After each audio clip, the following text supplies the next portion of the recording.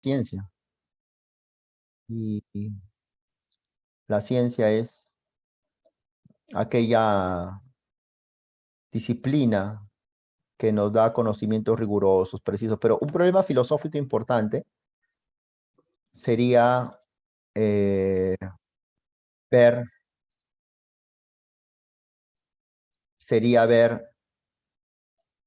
hasta qué punto la ciencia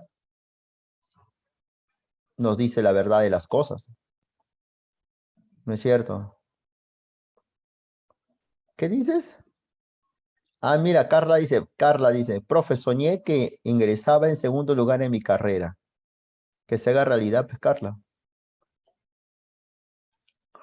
Tomando 2 litros de agua. Qué bien, Álvaro. Harold dice que habrá 4.500 vacantes. Que haya. ¿Qué cosa es ki? ¿En mi ki? ¿Qué cosa es ki? No. Ojalá que, de hecho, todos pueden ingresar. Pero ¿por qué no podrías ingresar? ¿Por qué no podrías ingresar a la universidad? O sea, esa es la pregunta que tienes que responderte tú. ¿Cuáles son esos muchos factores? A ver, porque no estudiaste lo suficiente. ¿Y por qué no estudias ahora? O sea, si te das cuenta, los factores son monces. Salud mental, que tienes, no sé, esquizofrenia. ¿Esquizofrenia tienes? No sé, te pregunto, de repente tienes esquizofrenia, ¿no? Tienes paranoia, escuchas voces, es la única forma, ¿no? ¿Qué salud mental, maestro? Es simplemente querer estudiar. Mira, sobre los nervios, sobre los nervios. Por ejemplo, imagínate, maestrazo, escúchame, ya olvídate de bromas. Imagínate que por cosas, voy a decir un caso exagerado, pero a lo que voy es a algo muy sustancioso. Imagínate que por X cosas de la vida, los de la Oficina de Central de Admisión de San Marcos decide cambiar los temarios y decide que en este examen de admisión solamente se va a tomar un único tema. Y el tema es la tabla de multiplicar del 2. Del 2, del 2. 2 por 1, 2, 2 por 2, 4, etc. Es lo único que tomarían. Nada más que tomarían eso. Únicamente eso. O sea, el examen de admisión va a ser solo saber la tabla de multiplicar del 2. La pregunta es, ¿tú tendrías nervios? Esa es mi pregunta concreta. ¿Y por qué no tendrías nervios? Tal vez. ¿Tal vez qué? ¿Por qué me preguntas lo que tú piensas? Entonces, los nervios se debe básicamente porque tú no dominas los temas que debes saber. ¿Se entiende o no? Tú mismo lo estás admitiendo. Entonces, cuando tú hablas nervios, esos nervios es consecuencia de no estudiar. ¿Se entiende? Los nervios no es algo ajeno a tu estudio, no es ajeno. Quien sabe no tiene nervios. Acuérdate eso, quien sabe no tiene nervios. El nervios no existe para quien domina un tema. Y eso es una ley universal, sin excepción, que también a los profesores nos pasa. Cuando yo empezaba a trabajar hace mucho tiempo y enseñaba y dictaba, soy sincero, yo aprendí filosofía principalmente en mi trabajo de profesor, no en la universidad. Por tanto, mis primeras clases, cuando yo aún estaba en la universidad, no sabía mucho, sabía poquito. Y yo me ponía nervioso. Esa es clásica de un profesor nuevo. Me ponía nervioso. ¿Por qué? Porque no sabía mucho, pues. Y temía que alguien me puede preguntar algo que no sepa. Entonces, y ahora pues yo no tengo nervios. ¿Cómo voy a tener nervios de un tema que ya me he dictado toda mi vida? ¿Entiendes? Tanto así que, por ejemplo, Si una lectura no sé, yo lo digo. No entiendo nada. Quizás te habrás ganado alguna vez cuando yo en otras etapas, en un ciclo anterior, quizás yo he dicho eso. No entiendo nada de este texto. Y yo lo digo sin roche porque no tengo nervios. No tengo nervios, porque yo sé muy bien lo que sé. Y si algo no seas tuyo, ¿cuál es el problema? Yo no me hago problema. Es de mantener experiencia. Entonces entonces los nervios se debe a que tú no te sientes capaz de saber. Tú no sabes, vamos a ir más directo. Tú no sabes. Entonces, para que dejes de tener nervios, hay una respuesta. Saber. Nada más. Cuando tú sepas el tema, los nervios desaparecen. De pronto, sí, de la nada, sí, se difuminan. Eso nunca te olvides, hijo. ¿Ya? Entonces, por eso yo siempre me pregunto, ¿no? ¿Cuál es la razón importante por la cual un joven no puede ingresar a la universidad? Y todas esas razones se reducen a cuestiones subjetivas. Me estoy refiriendo obviamente a nosotros, ¿no? A los que estamos ahorita en la clase de bones. No me refiero a un joven que ahora está trabajando y que tiene que valga la redundancia, trabajar y a la vez estudiar. En esos casos es otra realidad, una realidad más importante, más compleja. Pero no me estoy refiriendo a esos muchachos que se matan trabajando para luego estudiar. Me refiero a ustedes que están escuchando ahorita. Entonces, en el caso de ustedes, el único, digamos, motivo por lo que no podrías ingresar son cuestiones subjetivas, nada más. Y que son subjetivas, monces, pues. Nervios, flojera, cosas. No creer en un pesimismo. Nada más. Así que vas a ingresar a la universidad, hijo. Vas a ser universitario. Muy bien. Gracias, Estelita. No pedirle gracias a la Estelita. Gracias, Estelita. Estelita, siempre. Muy bien. Vamos a leer bastante, con calma, con amor, e iremos desarrollando los temas. Ya vamos a leer. Así que anímate. Vas a ingresar a la universidad. Claro, ingresa a la universidad. Cree en tu capacidad. Leer. En filosofía, ¿qué se hace? Leer. Leer. Vamos a leerla. Recuerda la indicación de oro. No me des la clave hasta que no te la solicite. Y se apaga la cámara, ya sabes por qué, ¿no? El conocimiento científico es claro y preciso. Sus problemas son distintos. Sus resultados son claros. El conocimiento ordinario, en cambio, usualmente es vago e inexacto. En la vida diaria nos preocupamos poco por definiciones precisas, descripciones exactas o mediciones afinadas. Si éstas nos preocuparan demasiado, no lograríamos marchar al paso de la vida. La ciencia torna impreciso lo que el sentido común conoce de manera nebulosa. Pero desde luego, la ciencia es mucho más que el sentido común organizado.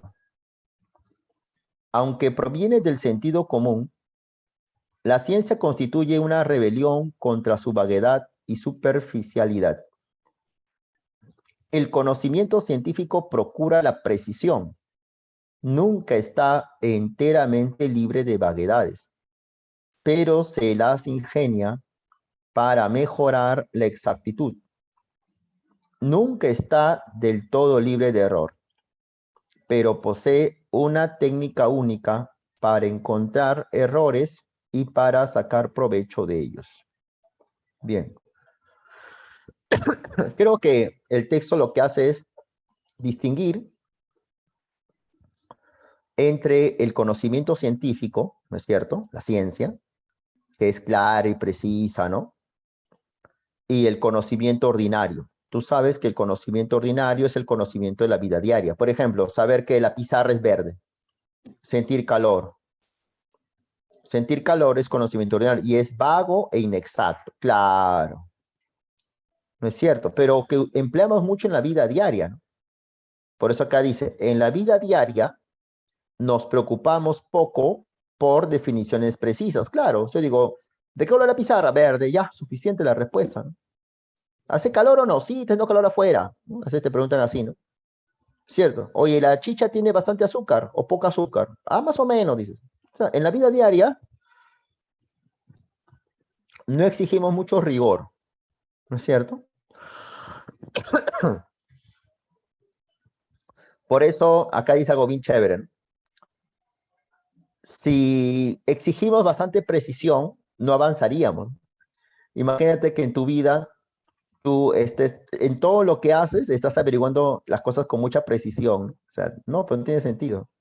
¿Qué sentido tiene saber si el pan con mantequilla realmente lo que estás comiendo es mantequilla o es margarina? O sea, lo que es rico y te lo comes, ¿no? ¿No es cierto? Nada más. Exactamente, estás sirviendo, estás haciendo tu quaker y saber exactamente cuántos grados tiene temperatura el quaker que estás tomando. ¿Para qué sirve eso? Estás apurado, tienes tus clases a las 8 y tomas tu quaker y ya, ¿no? O sea, en la vida diaria, si estamos preocupados por lo exacto, no marcharíamos al ritmo de la vida, ¿no? La vida te pide muchas cosas rápidas. Por eso es importante el conocimiento cotidiano, que es tan vivo, que es inexacto. Ahora, pero, dice el texto, la ciencia torna impreciso lo que el sentido común conoce de manera nebulosa. Pero desde luego, la ciencia es mucho más que el sentido común organizado. La ciencia, como creo que todo el mundo sabe, proviene del sentido común. La ciencia proviene del sentido común, claro. Los biólogos, cuando observan células, lo hacen a partir de la misma observación que hacen cuando están tomando su café, ¿no? Entonces, tanto el sentido común como la ciencia observan, con una diferencia, claro, en que la observación biológica es más minuciosa, es más exacta, ¿no? Pero que observan, observan. ¿No es así? Proviene del sentido común, pero es una rebelión contra la vaguedad y superficialidad del sentido común. El conocimiento científico procura la precisión. Nunca está enteramente libre de vaguedades. Claro, todavía en la ciencia hay ambigüedad, pero busca mejorar, ser cada vez más exacta. Comete errores la ciencia, claro que comete errores, pero posee una técnica única para encontrar errores y sacar provecho de ellos. Ah, ¿cuál es la clave de la uno? Está chévere el texto. Uno, vamos.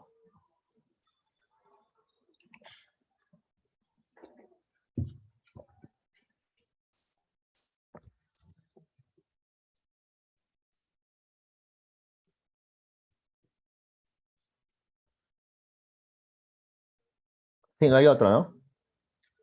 No hay otro. Claro. Dos.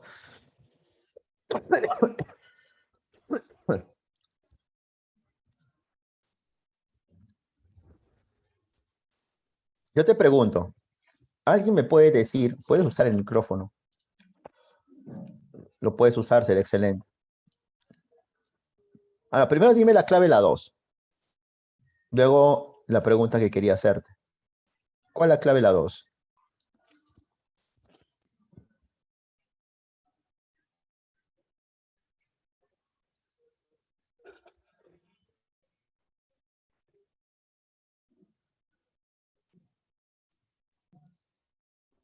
¿Por qué respondes con preguntas, hija?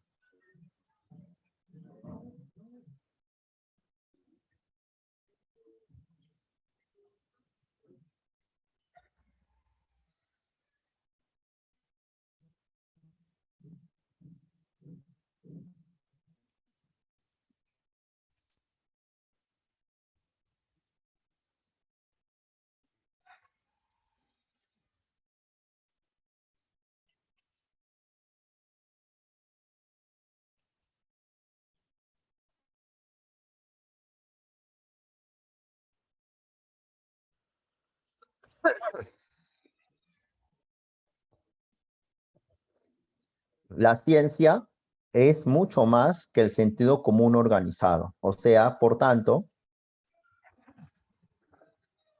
la ciencia también es organizada. Y como es organizada, la ciencia es sistemática. ¿No es cierto? O sea, te pide, pero la que no se menciona. ¿Está bien? Pero sí se menciona. Acá se menciona. Ahora, la ciencia posee una técnica única para encontrar errores y para sacar provecho. O sea, la ciencia es perfectible. Esta característica se menciona claramente en esta última oración, que tiende a perfeccionarse, perfectible que se perfecciona. La ciencia es falible, significa que la ciencia comete errores, y ya lo dice, pues. Nunca está libre, no está de todo libre de error, o sea, comete errores. Al decir que la ciencia comete errores, obviamente la ciencia es falible. La clave es de Edo. ¿Cómo rayos vas a tener dudas en eso? Ambiguo. El que es ambiguo es el conocimiento ordinario. El conocimiento ordinario es vago e inexacto. ¿De acuerdo? ¿Está bien? ¿Una pregunta?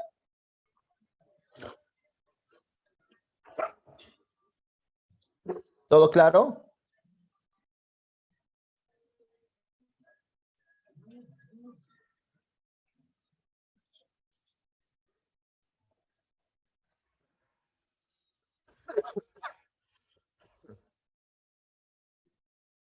Ya.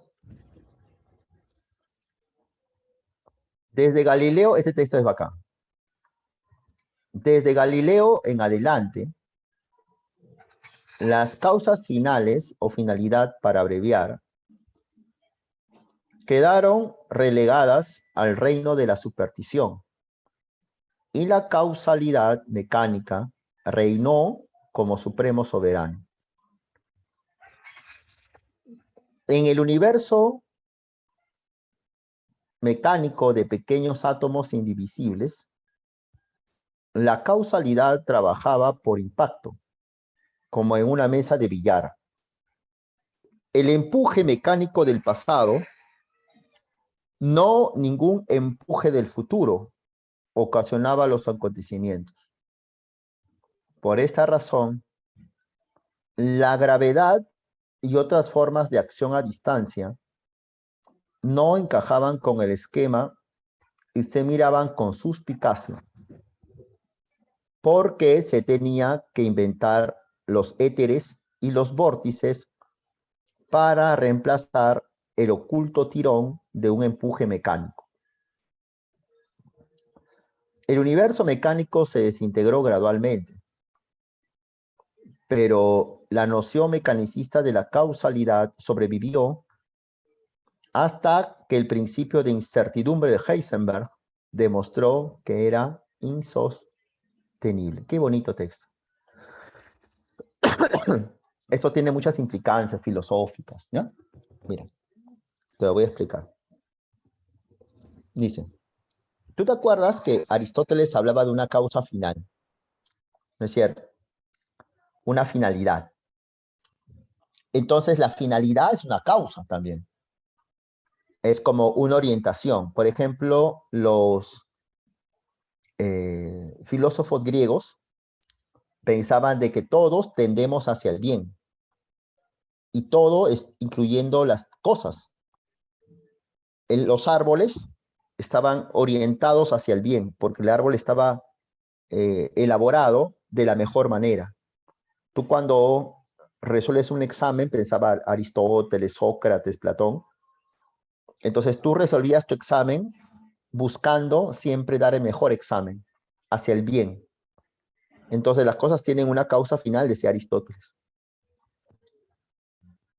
Como si esa supuesta causa final fuera un imán, ¿no? Un imán, y nosotros con nuestras conductas y todas las cosas son como hierro. Entonces estamos orientados, como que eso nos jalara, ¿no? A hacer algo, ¿no? ¿Ah? Esa es la famosa causa final. Por eso los cristianos, Santo Tomás de Aquino, ¿no? Decían que esa causa final es Dios, man. O sea, todo está orientado hacia Dios, como si fuera un imán, es exactamente como el imán. Pero ya desde Galileo, como dice el texto, la causa final fue choteada. Que no, ¿qué causa final? Y 8 cuartos, tontería. No hay causa final. Queda relegadas a la superstición. Es solamente una superstición. O sea, no, es mentira. No hay causa final. Solamente hay una causa inicial o causalidad. Ajá. Y esa causalidad, que es parte de la visión del mundo de la época de Galileo, un mundo mecánico, trabajaba de impacto, es decir, como la mesa de billar. Las cosas se mueven por impacto de otra, con contacto directo, como las bolas de billar, efectivamente. Entonces, eso explica todo el movimiento del mundo. No es que, por ejemplo, cuando la bola de billar se mueve, no es porque hay una causa final que lo orienta, que se mueva para esta dirección, no, sino que esta bola se mueve por el impacto que tuvo hace un rato de otra, que le empujó, nada más. O sea, solamente hay una causa inicial, no hay una causa final. Por eso dice, es el empuje del pasado y no el empuje del futuro lo que ocasiona los acontecimientos. Son las cosas del pasado. Por ejemplo, pongámonos en un contexto más social. Por ejemplo, los conflictos bélicos o las escaramuzas, ¿no? Los conatos. Ahora, por ejemplo, se plantea que Rusia con la OTAN están, digamos, tratando, no entrar a detalles ahí, pero están como queriendo hacer guerra. Entonces, para Galileo, el hecho que Rusia con la OTAN y Estados Unidos quieran hacer guerra, toma atención, José, no es porque hay una finalidad, no hay una causa final, sino es porque hay condiciones que han habido en el pasado que están llevando a una guerra y no una cosa del futuro que impulsa a esas naciones o esas organizaciones a hacer guerras. Claro, muy bien, Julio César Céspedes y Julio Andrés Céspedes o José Figueroa. Esa visión es mecanicista. Entonces, las cosas del pasado hacen que Rusia y la OTAN pues quieran hacer una guerra y no por un deseo final. Uh-huh. Por eso el empuje del pasado es lo que ocasiona los acontecimientos. Ahora viene, pero acá viene otra cosa. Entonces, como que la física nos lleva a una concepción del mundo, si te das cuenta, ¿no? Las leyes de la física se están aplicando a entender un acontecimiento político, ¿no? Como una guerra. Ahora dice, por esta razón, la gravedad y otras formas de acción a distancia no encajan en el esquema, claro, porque la gravedad supuestamente es una fuerza que como si fuera un imán, ¿no es cierto?, jala las cosas, ¿no? Pero para el mecanicismo que cree pues ese tipo de causalidad, las cosas se mueven no porque alguien las jale de lejos, como si fuera un mago, sino que porque hay una fuerza que empuja y tiene contacto directo con la cosa. Por eso que la gravedad no encajaba en ese esquema mecanicista. ¿Mm? Y se miraba con suspicacia. Porque se tenían que inventar la existencia de éter, claro. Claro, la única forma de explicar la gravedad es sostener que entre esa supuesta fuerza de gravedad y la cosa hay algo llamado éter, que precisamente permite el contacto entre la gravedad y la cosa. Éter. Entonces, por eso se decía que entre una piedra y la fuerza de gravedad hay algo acá en medio. Existe algo que no se puede ver, pero que está ahí, se llama éter, que precisamente permite el contacto. Si no hubiera nada entre la cosa y la gravedad, entonces no se podría explicar cómo rayos la gravedad, sino estando lejos de la cosa, haga que la cosa caiga. Por eso comenzó a generarse durante el siglo XVI, XVII, XVIII hasta el siglo XIX la idea de que las cosas están envueltas, todas las cosas del universo están envueltas por una sustancia llamada éter. Por eso se tenían que inventar los éteres y los vórtices para reemplazar ese oculto tirón de un empuje mecánico. El universo mecánico se desintegró gradualmente, pero la noción de causalidad sobrevivió hasta que llegó un señor llamado Heisenberg con su principio de incertidumbre. Entonces Heisenberg era un físico del siglo XX que sostuvo de que las cosas no necesariamente presentan una sola causa, como pensaban los que creían en la causalidad, sino que puede haber diversas causas, diversas posiciones. Eso se llama el principio de incertidumbre. O sea, que nada garantiza la existencia de una cosa. No existe una causalidad única. Entonces, para el principio de, por ejemplo, para los que creen en la causalidad, la lluvia se debe necesariamente a la existencia de nubes. Sin nubes, pensarían los que creen en la causalidad mecánica, no puede haber lluvia. Ya, eso es causalidad mecánica. O sea, la única causa de la lluvia es la presencia de nubes. No hay más. ¿Es cierto? Ya. Para el principio de Heisenberg, no. La lluvia es algo que no tiene como necesidad, como causalidad única, la nube. Puede pasar muchas cosas, que inclusive cosas que el hombre desconoce. La presencia de nubes es solamente un fenómeno de los muchos que pueden haber generado lluvia. Ese es para Heisenberg. Por tanto, no hay nada cierto. Claro que Heisenberg lo explica de una manera bastante más física, más matemática. Pero el principio es lo que estoy planteando, ¿no? Sostiene de que no existe una sola causa que genera un fenómeno dado, sino puede haber infinitas. Y por tanto no hay certeza en el conocimiento. Muy bien, muy bien. Muy bien. Bien. A ver, vamos a ver la 1. A través del principio de incertidumbre de Heisenberg se perfiló un universo mecánico. La 1, ¿qué es? Falso.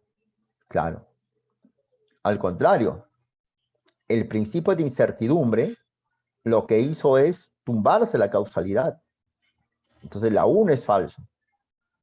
2.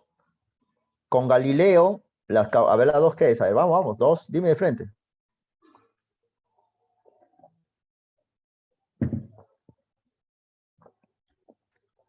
A ver, la 3, te creo, ¿ah?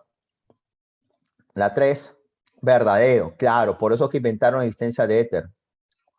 Clave, avión, creo, ¿no? Avión. Muy bien, interesante, ¿eh? Interesante el texto. 4 y 5. Kuhn. Muy bien, José Laano. Utilizó la noción de revolución con el fin de subrayar la naturaleza no acumulativa del avance de la ciencia.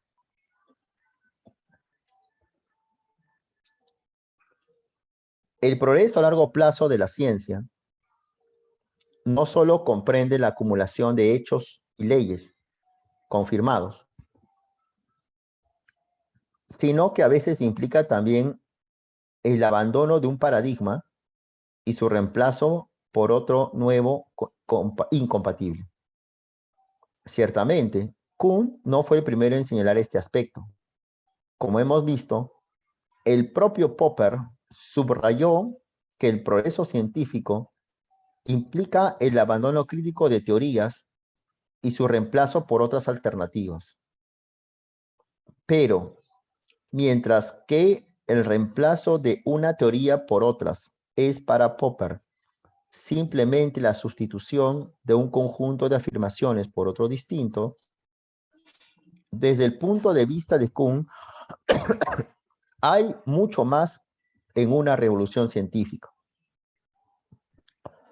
Una revolución no implica una mera modificación de las leyes generales, sino también un cambio en la manera como es percibido el mundo y un cambio en las normas en que se apoya una valoración de una teoría. Mira,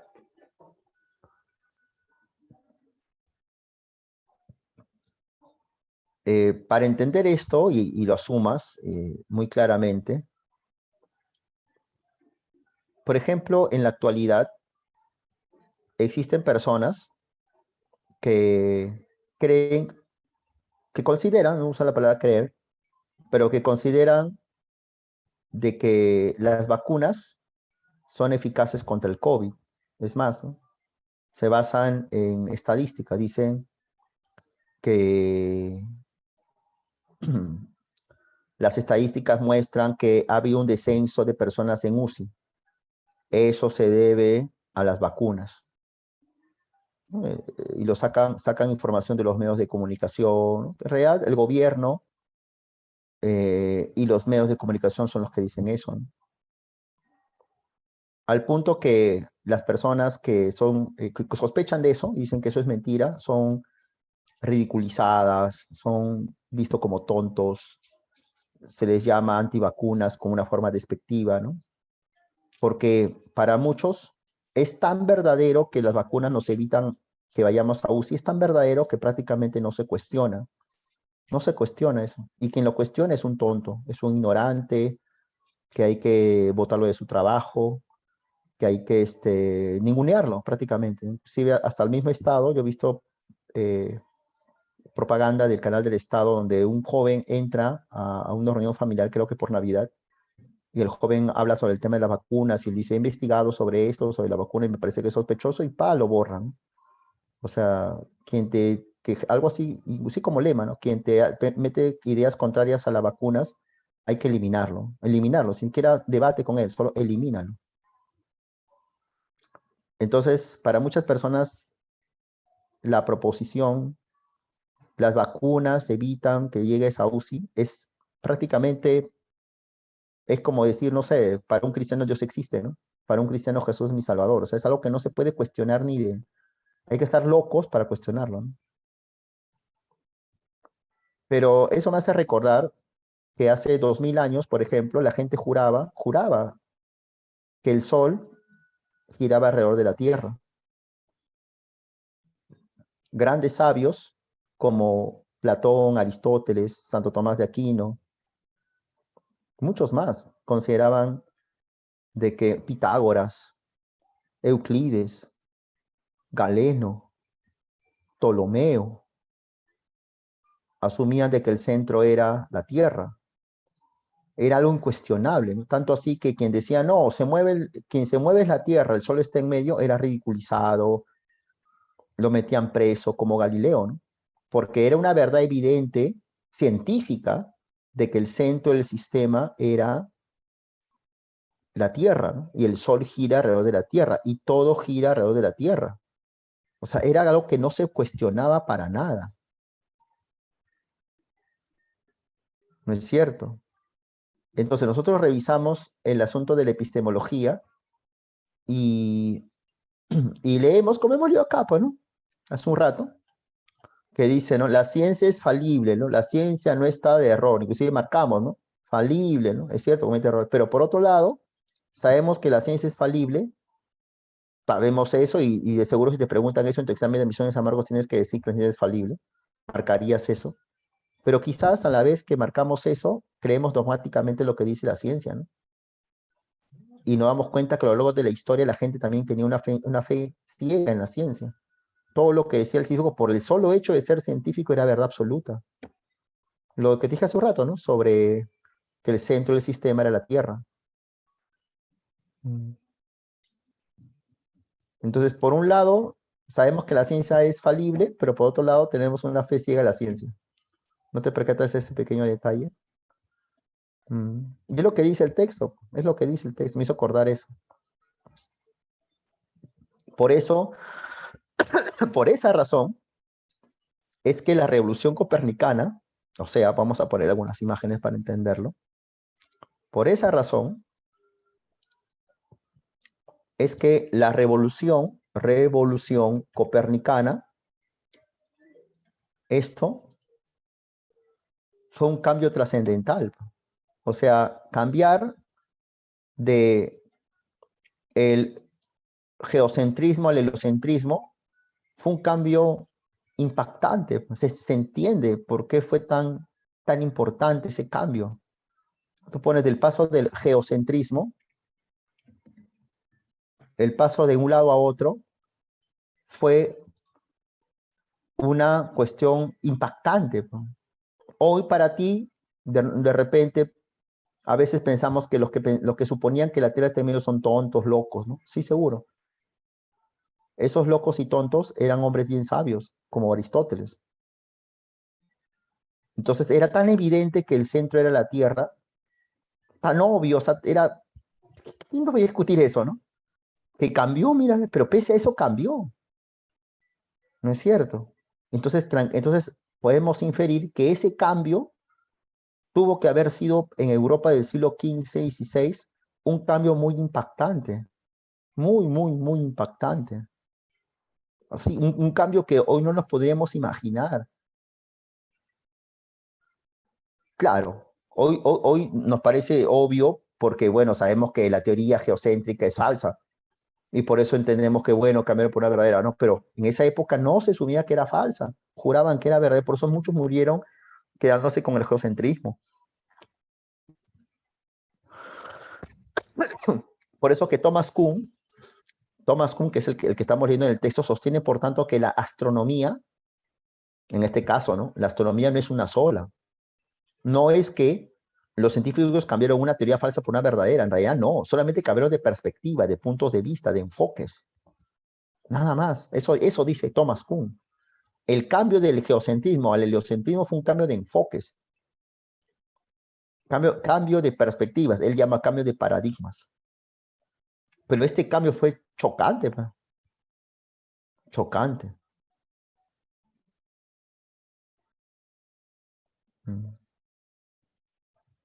¿Entiendes? ¿Te imaginas que acá unos años se descubra que las vacunas son falsas?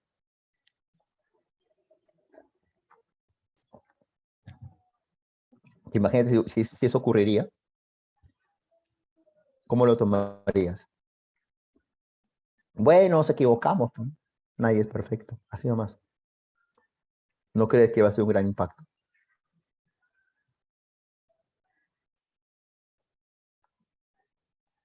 ¿O normal? Te pregunto. Imagínate eso. ¿Qué pasaría si pasaría eso?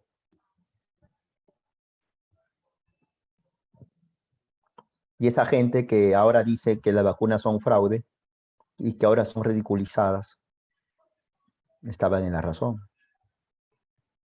¿No es cierto? ¿O no? Y nosotros que nos creemos muy conocedores y que nos burlábamos de esas personas, ¿qué vamos a pensar ahora? Al final nosotros fuimos los tontos. Claro. Eso dice el texto. Interesante, ¿no? Para ponernos a pensar, ¿no? Mira. Dice, Thomas Kuhn, por eso habla de una revolución. O sea, la palabra revolución ahí tomó un sentido bastante fuerte. Fue una revolución. O sea, fue algo de polendas, ¿no es cierto? Me hago entender. ¿No? O sea, fue algo, pero trascendental, un cambio fuerte.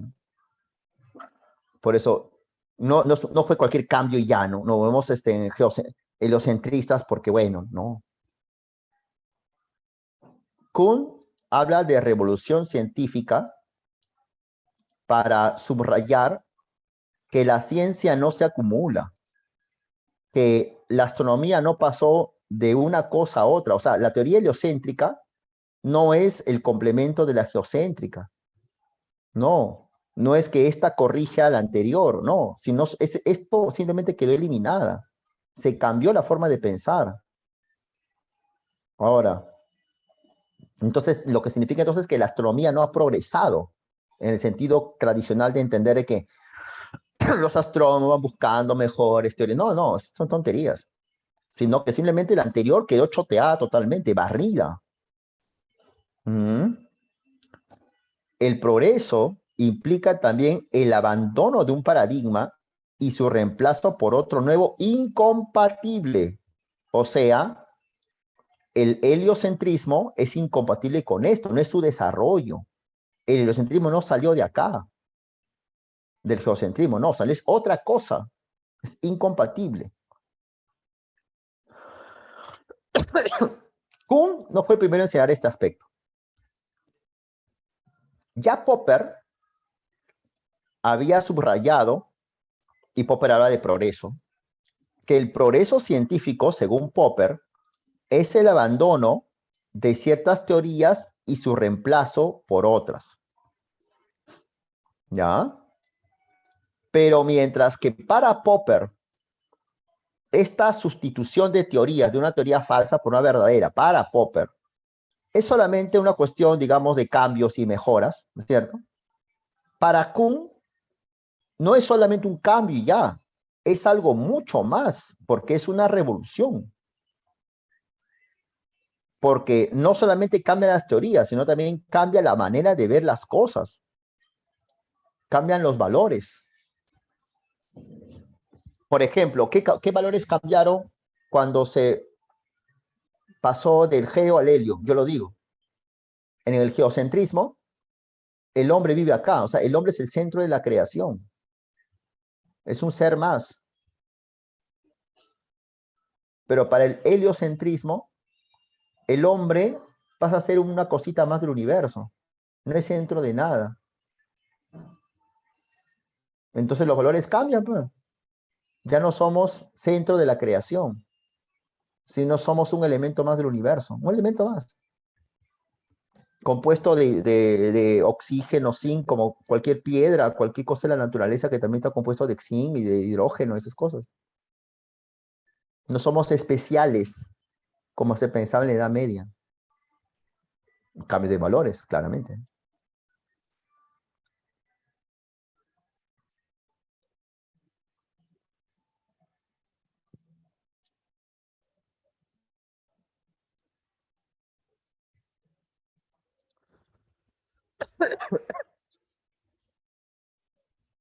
¿Cuál es la clave de las cuatro? A ver, lo que están eh, diciendo, ¿cuál de las cuatro alternativas es contrario a lo que propone Kuhn? Voy a ir uno por uno. Gestalt es percepción. Quizás has escuchado de la teoría de la Gestalt, la teoría psicológica. Acá Gestalt, tómalo como sinónimo de percepción. Entonces te está pidiendo la que es contrario, o sea, la cual no tiene que ver con lo que planteó Kuhn.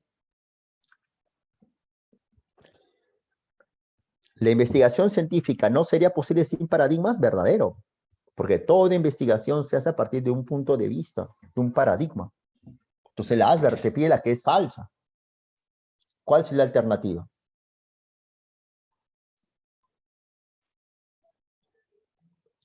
La C es verdadera. La ciencia no progresa por perfeccionamiento de sus teorías, claro. Claro, es verdadero, porque quien dice esto es correcto. Popper no dice eso, es Kuhn, la ciencia no por eso, claro. La clave es dedo, claro. El progreso científico se produce de manera acumulativa, no. ¿Cómo acumulativa? En el sentido de que esta teoría con esta son una sola y que esta teoría, la heliocentrista, aumenta la información con respecto a la geocentrista. No, no es una acumulación de teorías, sino que esto queda eliminado con la presencia de esta teoría. Es un cambio, no es una acumulación. Por eso que la clave de la pregunta es dedo, pues hijito. ¿Cuál es la clave de las 5?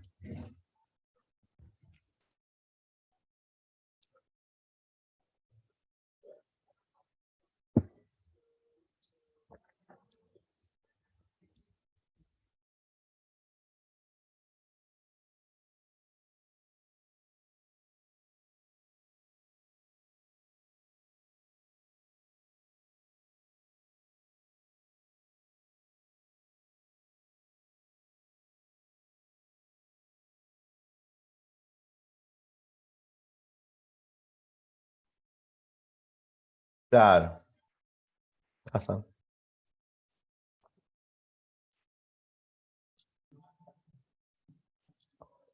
A ver, vamos a ver esta práctica. Acá sí te ayudo yo.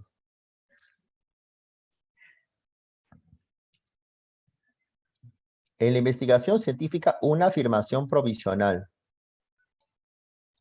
¿Cómo se llaman las afirmaciones provisionales en el campo de la ciencia?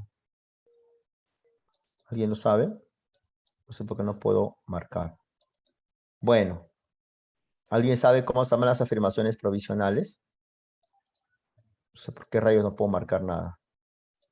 Se llaman hipótesis.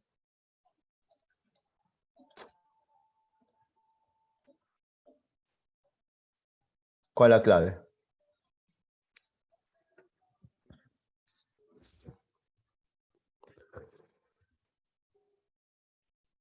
Casa, ¿no?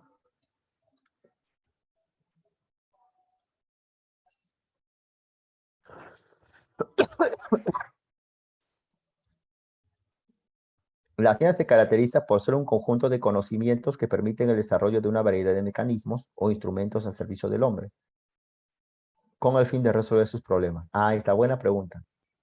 ¿Qué función hace referencia a esto? A ver. Vamos. Clave.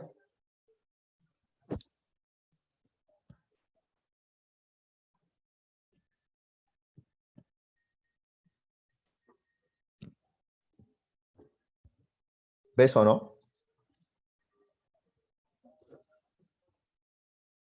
Muy bien.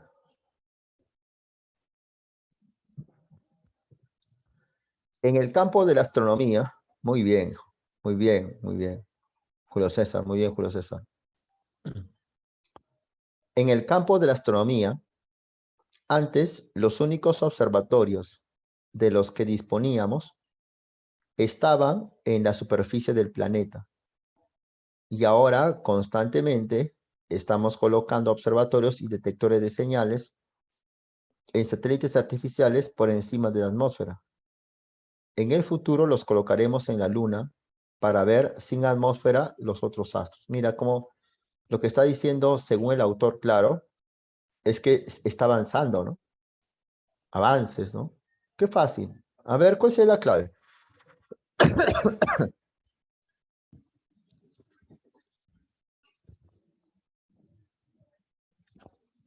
Casa, ¿no? Ir superando sus propios logros. Claro. Muy bien. Casa. Vamos con la 9 y la 10. Dice, las matemáticas las entendemos como si las hubiésemos parido, porque efectivamente la hemos parido y no tienen más misterios. Las estructuras matemáticas son exactamente como las definimos, es decir, no tienen recovecos escondidos, las conocemos perfectamente. Por eso, en el método científico de la ciencia teórica, cuando nos enfrentamos con un aspecto de la realidad que es demasiado complicado, demasiado confuso, nos vamos a esta especie de supermercado de la matemática y buscamos ahí una estructura que tenga cierta semejanza estructural con la cosa por la que nos interesamos. Entonces, traducimos los problemas que teníamos en esa porción de la realidad a la estructura matemática. Y allí lo resolvemos fácilmente mediante la artillería de los diferentes algoritmos matemáticos.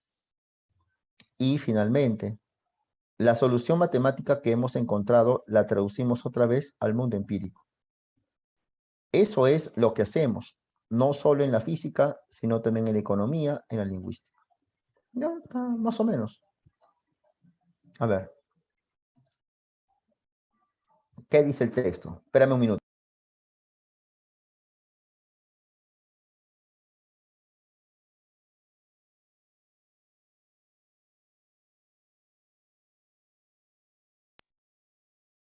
A ver, dice, eh, nosotros hemos creado las matemáticas, dice al principio, ¿no? De arranque. Nosotros hemos creado las matemáticas.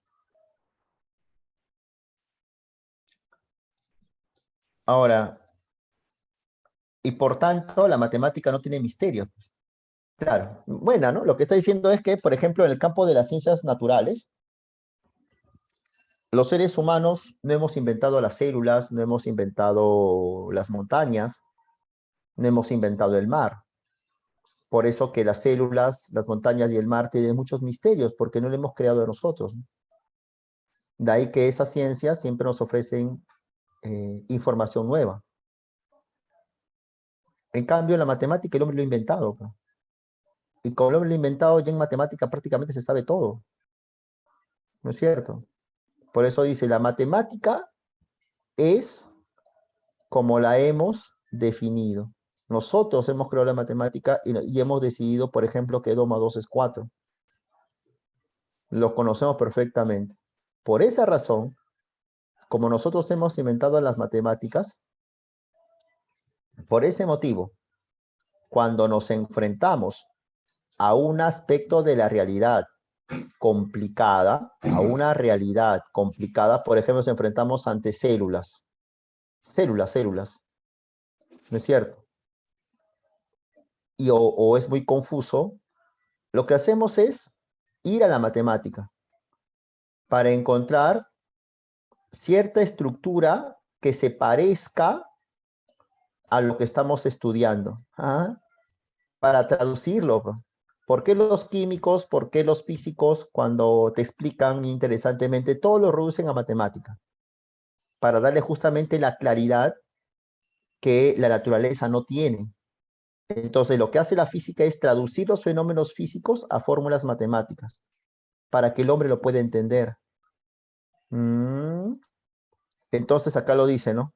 Entonces, traducimos los problemas de la física, vamos a decirlo así, a los problemas matemáticos.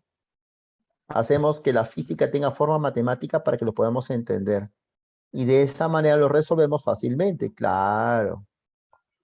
Pero una vez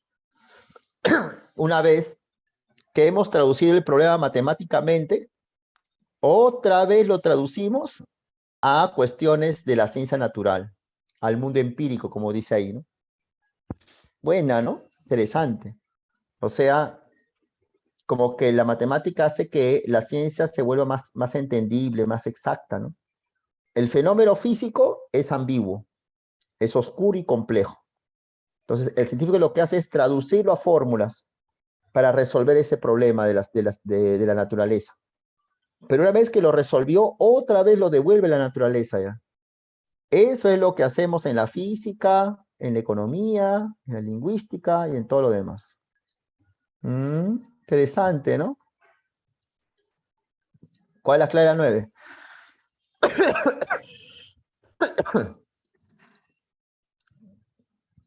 Ingrid, Lorena, a ver, Julio César, Denise. Avión, ¿no? Facilitan la investigación científica. Claro. Bien. Ahí está, qué buena pregunta. Se puede sostener que en el campo de la ciencia, lo más complejo que es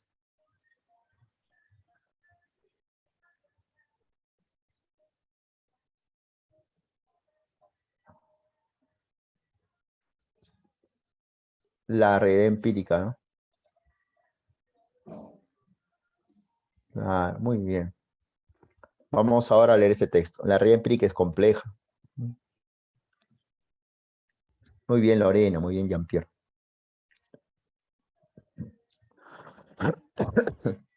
Vamos con la 11 y la 12.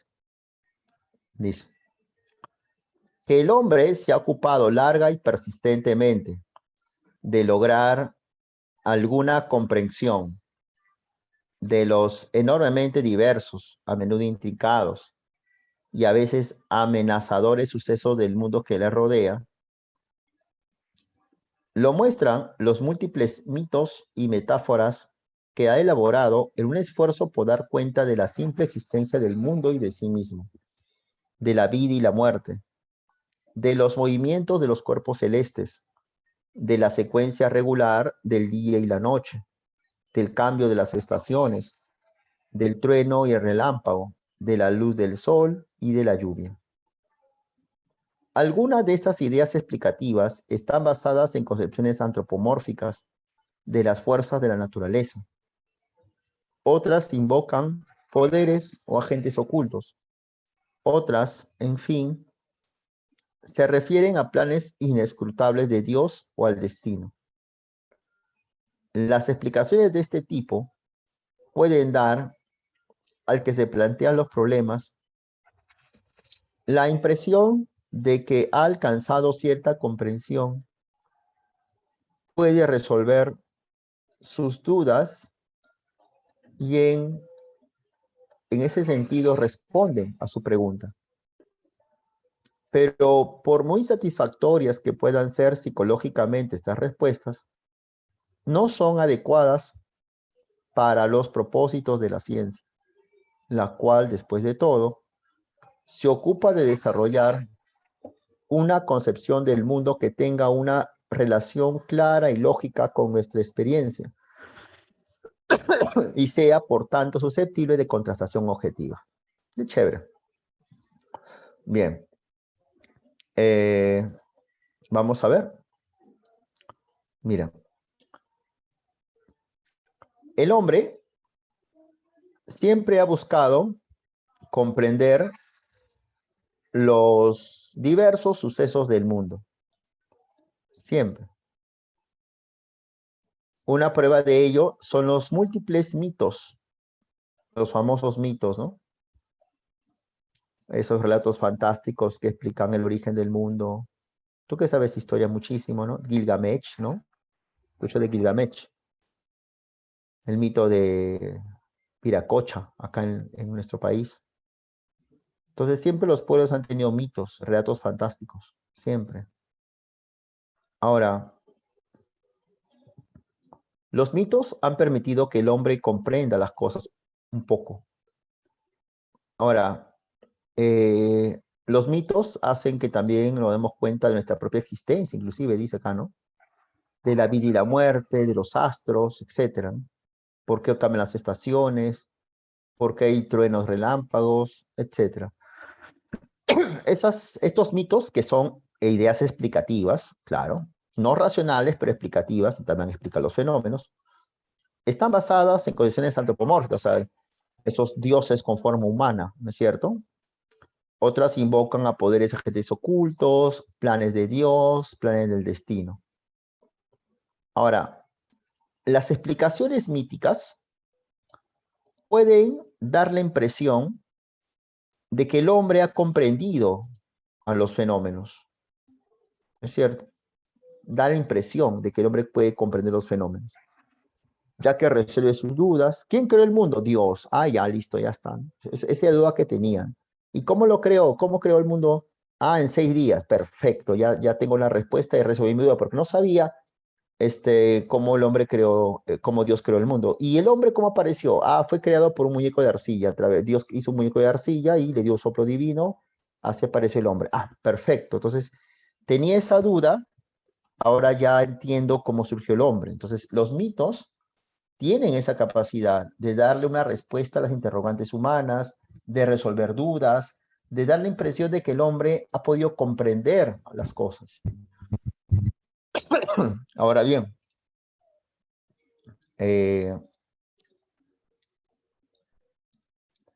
bien, y por eso dice, en ese sentido, los mitos responden a las preguntas, pero por muy satisfactorias que los mitos puedan ser, no son adecuadas a la ciencia.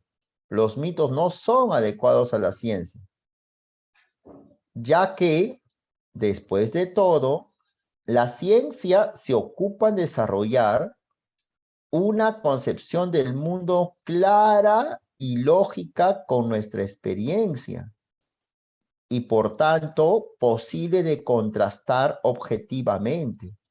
Y ahí está la diferencia con los mitos. Los mitos no se comprueban. ¿Cómo vamos a comprobar que Dios creó el muñeco de arcilla? ¿No es cierto? En cambio, cuando los científicos como Darwin explican el origen de las especies, con errores, etcétera, pero Darwin no es que se le ocurrió, sino él hizo observaciones en muchas partes del mundo y se dio cuenta que los seres humanos tienen aspectos en común y tienen aspectos que tienen que ver con su entorno. Mm. Muchos, tú sabes que cuando tú te vas a las montañas, ¿qué debes llevar para tus lindos ojos? Te vas de excursión al Huascarán, te vas a ver al Alpamayo, que es el nevado más bello del Perú. ¿Qué debes llevar? Algo importantísimo para los ojitos. ¿Qué debes llevar? Vamos, tú te vas a las montañas, a los Alpes suizos, te vas a Suiza, a los Alpes. ¿Qué debes llevar para tus ojos? Lentes. ¿Sabes por qué? Los alpinistas usan lentes. Tú no puedes estar sin lentes en las montañas. ¿Por qué? ¿Sabes por qué? A ver, ¿por qué? ¿Nunca se te ocurrió? ¿Aires bruscos? No, no es por el aire, hijo. Lo que pasa es como ahí hay hielo, te explico. Hay hielo, un montón de hielo, obvio, ¿no? Entonces, como el cielo es despejado, entonces la luz del sol le da de frente al hielo y rebota la luz, como si estuvieras en un lugar con espejos. Entonces, la luz del sol rebota. Es como si tú estuvieras mirando al sol directamente. Tú miras el piso, es como si estuvieras mirando el sol, porque es como un espejo el piso. Entonces, para eso necesitas tus lentes. Claro, alucinante, ¿no? Porque rebota. Entonces, si tú te vas a las montañas, tienes que usar lentes para evitar eso y obviamente te pones ciego, ¿no? Pero los amigos esquimales, allá en el Polo Norte, donde también hay un montón de hielo, los esquimales, los que viven en Alaska, el norte, ¿cómo se llama? Canadá, Groenlandia, ellos tienen pestañas gruesas y grandes.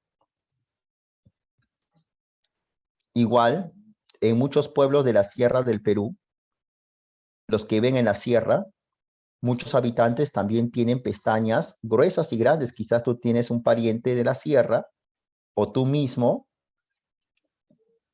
tienes tus pestañas gorditas. De repente tu abuelito es de la sierra y tiene sus pestañotas gorditas por la misma razón, por la misma razón. ¿Nunca has visto que la gente de la sierra tiene pestañas gruesas? Percátate de ese pequeño detalle. No sé si todos, pues yo tampoco no sé tanto de eso, ¿no? Pero sí un gran sector. Tienen pestañas gruesas. Por esa razón, al igual que los esquimales. Las pestañas son como los lentes. También sirven para proteger. Eso es evolución. Eso se puede contrastar, ¿no? Lo común que tenemos con muchos de la sierra. Mi papá es de la sierra, por ejemplo, y mi papá tenía unas pestañas gruesas. Y con los esquimales. Esa es evolución. Eso se contrasta. Eso no es un mito. Esa es una explicación científica. Y es lo que dice el texto. Entonces, la ciencia es susceptible de contrastación empírica.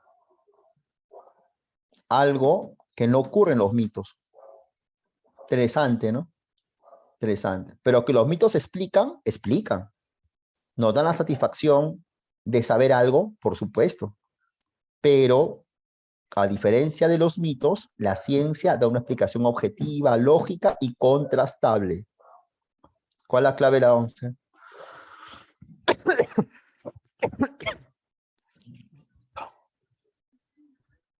Claro.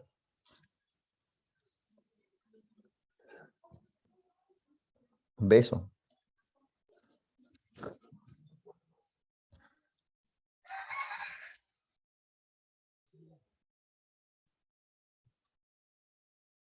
12.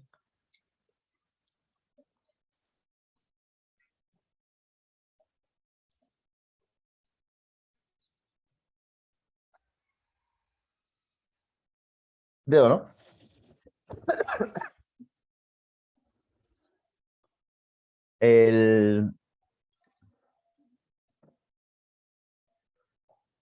La pregunta 13, me acuerdo mucho que también preguntaron en el último examen de admisión.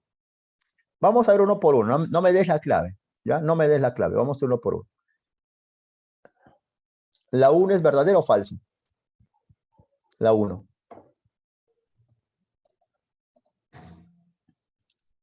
Verdadero, ¿no? La 1 es verdadero. La 2.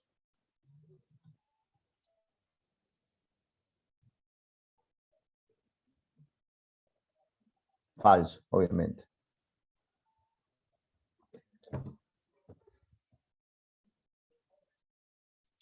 ¿Cuál es la clave? ¿Cuál es la clave?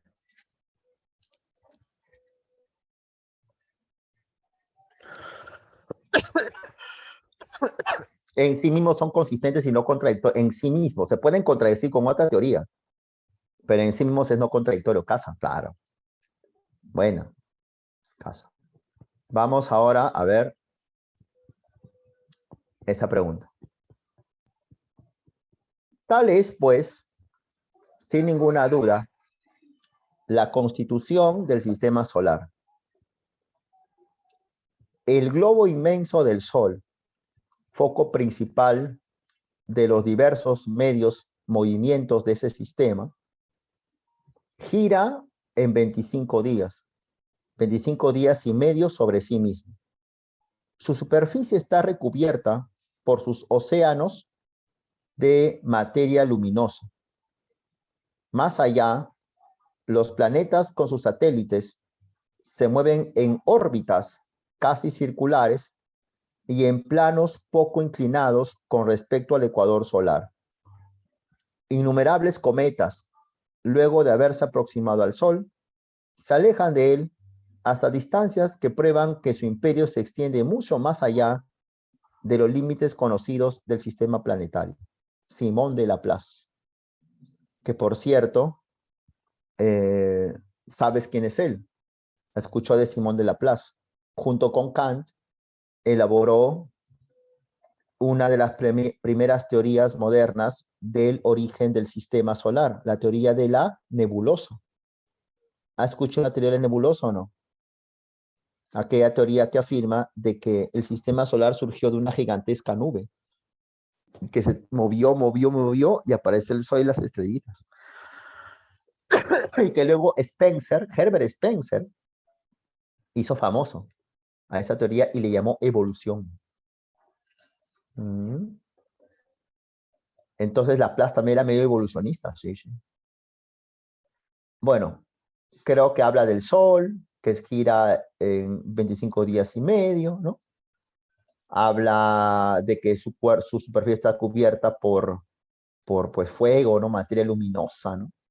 Los satélites, los planetas, hasta habla también de los cometas, ¿no? ¿No es cierto? Todo habla, ¿no? Laplace. ¿Cuál es la clave de la pregunta 14?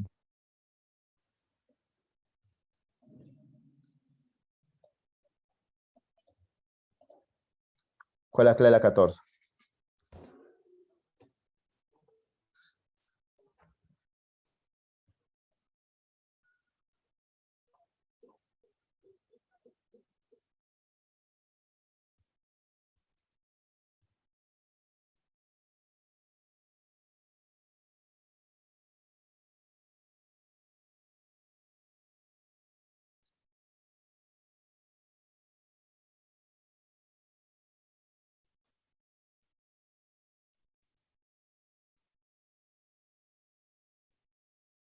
Muy bien, Carla.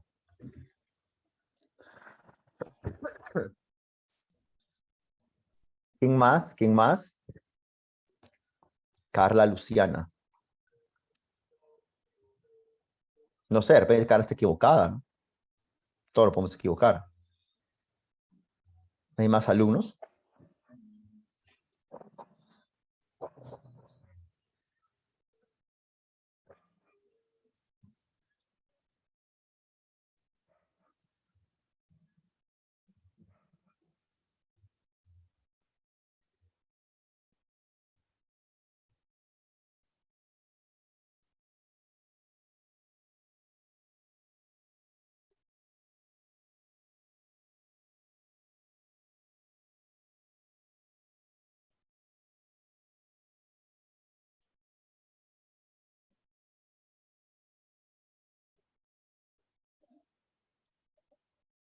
Estrazo,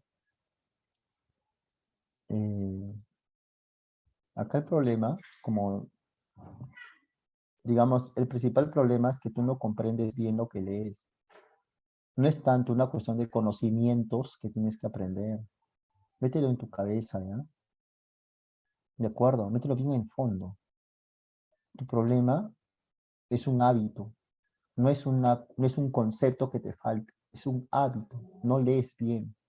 ¿Dónde rayos el autor está comprobando una hipótesis? ¿Tú sabes qué es comprobar una hipótesis? Comprobar es contrastar. Yo digo una cosa y voy a comprobarlo. Me hago entender. Comprobar es demostrar. ¿Dónde rayos él está comprobando algo? ¿Dónde está comprobando algo? Cuando, si él describe algo, está comprobando algo, eso lo está detallando. Comprobar es algo así, ¿no? Observamos esto, yo voy a hacer un experimento, ese experimento demuestra que lo que estoy planteando es correcto, esa es una comprobación. Pero ahí no está comprobando nada, solamente está describiendo. El Sol se mueve, está compuesto de materia, los planetas, los cometas se mueven de esa manera. ¿Dónde está la comprobación de hipótesis, hijito?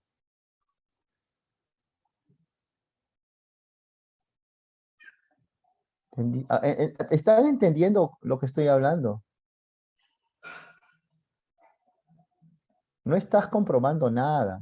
¿Dónde está la comprobación? Es que la cólera, pues, está bien ya, pero, maestro, pero, o sea, mucho cuidado, pues, ¿no? O sea, mucho cuidado, pues, o sea, es tu ingreso, ¿no quieres estar en la universidad? ¿Cómo puedes tener un error tan garrafal? ¿Qué estás comprobando, hijito? ¿Dónde está la comprobación acá? Maestro, ¿ya? Por favor, ¿sí? De verdad, hazlo por tu bien. Ahora sí no leí nada, ¿ya? Dime la clave.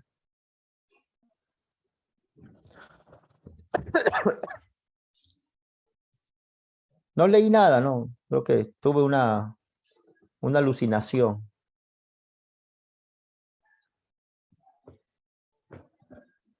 Nada más, maestro. ¿Por qué es tanto problema? Claves de dedo. Eso es todo. Está diciendo presentación de propiedades y claro, el Sol tiene como propiedad materia luminosa, 25 días y medio, los satélites se mueven, los cometas también se mueven, ya está. Obviamente no se te vaya a ocurrir haber marcado la A, ¿no? ¿Cuál relación causal? ¿Dónde está la causa y efecto acá? ¿No?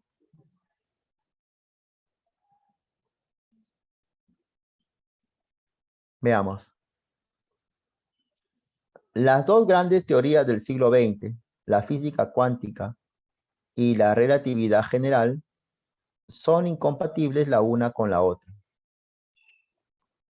Ya, claro. Lo que hizo Hawking es identificar un terreno perfecto en el cual podía aplicar, podía aplicar ambas teorías.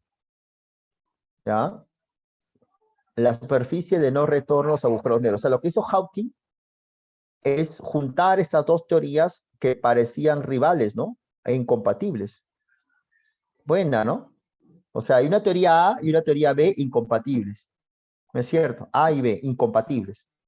Aparentemente. Porque Hawkins planteó la teoría de los agujeros negros y esa teoría de los agujeros negros juntó a los dos. ¿No es cierto? ¿No? Es lo que vio Hawkins. O sea, Hawkins sintetizó esas dos teorías aparentemente incompatibles. Dio esa solución. Ya está. ¿Cuál es la clave?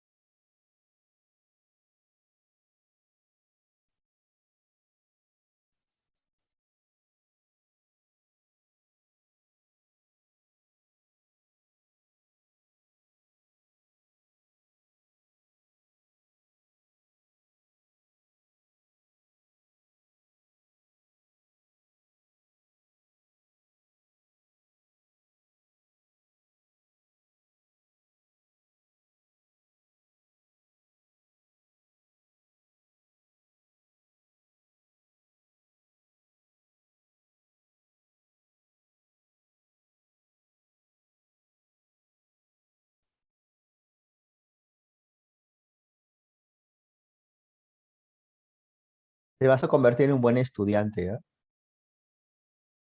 ¿Ya?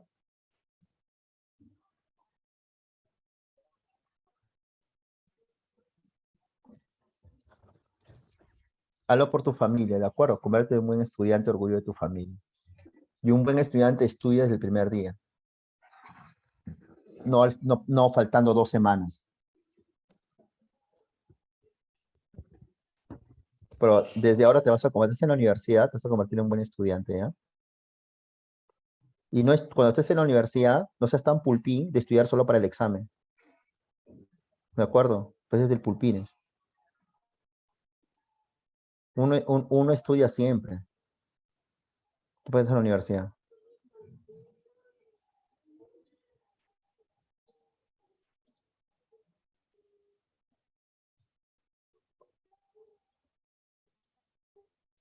Estudiar siempre.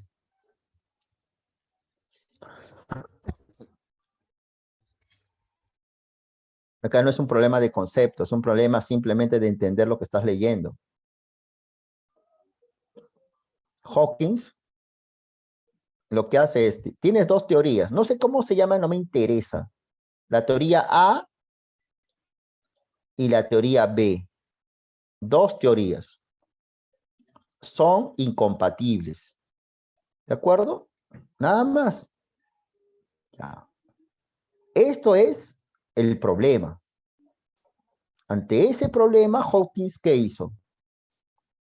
Lo solucionó. Solucionó el problema. ¿Y cómo lo solucionó? Con la teoría de los agujeros negros. Se dice que la ciencia es problemática cuando la ciencia siempre está elaborando problemas. ¿Ya? La ciencia es problemática. A ver, pero no es porque yo lo diga, pues, o sea, ¿no sabes que es algo problemático? Algo problemático, ¿qué es? A ver, ¿qué tiene? A ver, Andrea Alessandro Mesa, ¿qué es problemático? Él es una chica, él es un chico problemático. A ver, ella es una chica problemática. ¿Qué es ser problemático? Que da muchos problemas. Ya. Ok, nada más. Entonces yo te pregunto, en este texto, en este caso de Hawking que solucionó estos problemas, se está resaltando, porque acá dice principalmente, se está resaltando que la ciencia da muchos problemas. No, no me des la clave. Responda a mi pregunta. En ese texto se está resaltando que la ciencia da muchos problemas. No se resalta eso. Se resalta que Hawking soluciona el problema. No es que, ¿acaso dice Hawking se elaboró distintos problemas y lo dejó ahí? Entonces la clave no es problemático, pues.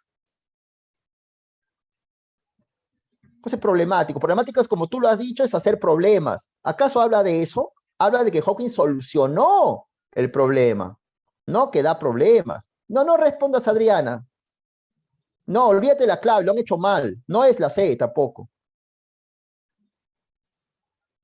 Cerrado, responden claves hoy. La clave es avión. ¿Por qué? Porque estás solucionando el problema, pues, hijito. Cuando tú solucionas un problema, progresas, avanzas, mejoras, sintetizas. Cuando uses una síntesis, no mejoras la situación. ¿No es cierto? Eso lo ves hasta cuando en tus amigos, ¿no? ¿No es cierto, Adriana? Tu amigo, tu amigo dice A y tu amiga dice B, y son tus mejores amigos. Tú como mejor amiga de los dos, ¿qué haces? Allá, entonces intentas solucionar, ¿no es cierto? Solucionas y haces una síntesis y mejoras el problema, mejoras la relación de amistad. ¿No se hace eso? ¿Qué haces tú marcando cosas que no son?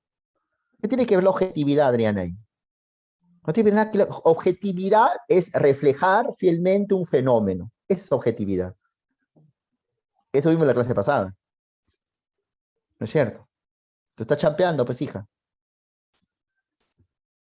¿Qué tiene que ver práctico? La ciencia es práctica, como acá, mira. ¿Tú te acuerdas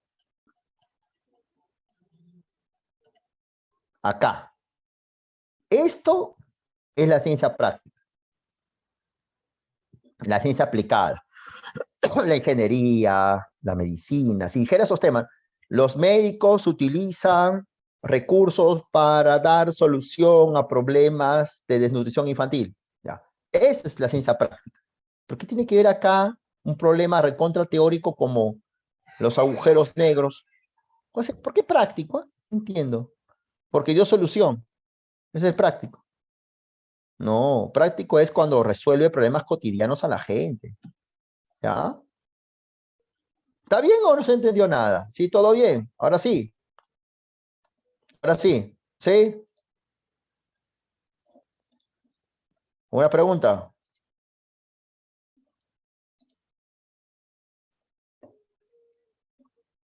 Vas a ver un buen estudiante, ¿ya?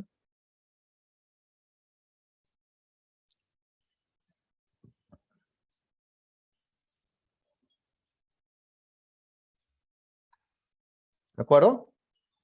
Vas a ver un buen estudiante, ¿ya? Pues tienes que esforzarte mucho.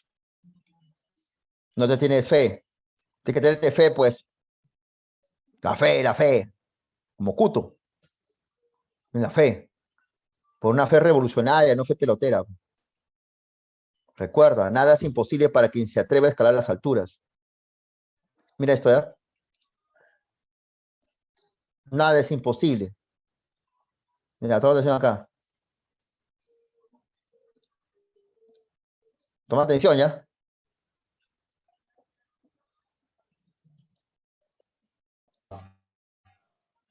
Empezar con este resumen teórico de otra rama de la filosofía. Lo que vamos a analizar en esta clase es acerca de la epistemología. Sabemos que la epistemología es la reflexión filosófica acerca de todo lo concerniente a la ciencia. No confundir epistemología con nociología. La nociología es el estudio filosófico del conocimiento tomado de manera general. Por ejemplo, ¿qué es el conocimiento? El conocimiento es válido para todos. Existen conocimientos absolutos. En cambio, la epistemología es la reflexión de un tipo de conocimiento, en este caso el conocimiento científico. Por eso que algunos problemas epistemológicos tendrían que ver con el asunto de qué es la ciencia. O sea, cómo se define la ciencia.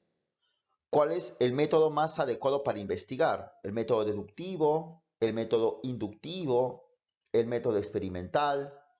¿La ciencia nos da conocimientos seguros o solamente nos da probabilidades? ¿Cuál es el criterio para distinguir a la ciencia de lo que no es ciencia? Recordemos nomás, por ejemplo, las tesis del Círculo de Viena, ¿no? Que afirmaba que la ciencia es el conjunto de proposiciones verificables. El método más adecuado para investigar es la inducción. Y la ciencia sí nos proporciona seguridad en sus informaciones. Además, justamente lo que distingue a la ciencia y lo que no es ciencia para el Círculo de Viena es la verificación. En cambio, para Karl Popper es la falsación. Y recordamos que para Popper la ciencia no nos proporciona conocimientos seguros, ¿no? Sino solamente son provisionales y sujetos a error. Y también tenemos la teoría de Thomas Kuhn, ¿no? Que afirmaba de que la ciencia no es ningún conocimiento verdadero, sino que las distintas ciencias a lo largo de la historia son enfoques, investigaciones que se realizan bajo la luz de un paradigma. Ahora, pero epistemología, si bien es cierto, se puede traducir como la teoría de la ciencia, porque proviene de la palabra ciencia, justamente, que significa en griego episteme, pero para ser más exactos, episteme significa saber por excelencia, saber supremo. Saber, que al decir este filósofo que ves ahí en la imagen, Parménides de Elea, es una actividad propia de la razón. La verdad, dice Parménides, se descubre.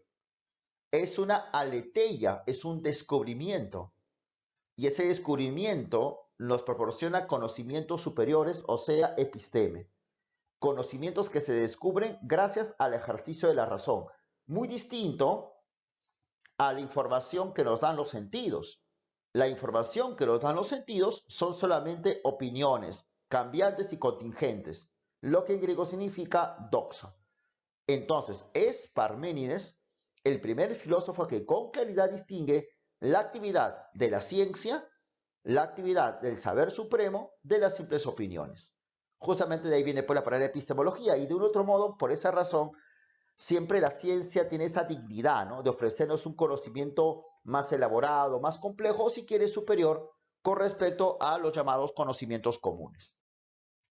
Ahora, veamos algunas condiciones que tiene la ciencia. Por ejemplo, ¿cuáles son las funciones básicas de la ciencia? De seguro lo conoces. Describir, explicar, predecir y aplicar.